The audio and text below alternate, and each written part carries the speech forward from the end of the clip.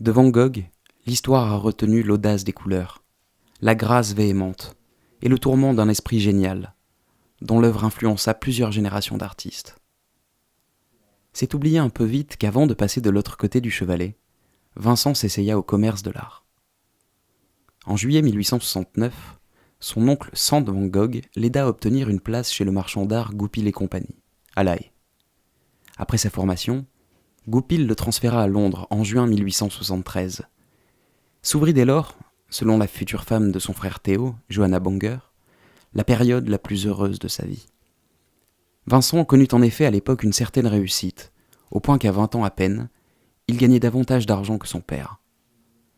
Le bonheur eût été total si la fille de sa logeuse, une certaine Eugénie Loyer, dont il était tombé éperdument amoureux, ne l'avait pas éconduit.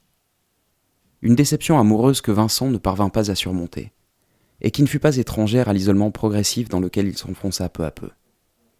Croyant fervent, il s'immergea alors dans une pratique religieuse dont la rigueur inquiéta sa famille.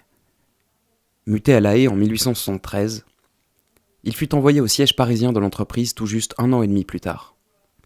Son dédain de la marchandisation de l'art, qu'il ne prenait même pas la peine de dissimuler à ses propres clients, entraîna son inévitable licenciement.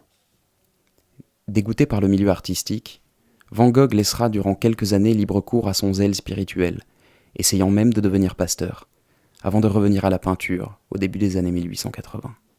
Cette fois-ci, pinceau en main.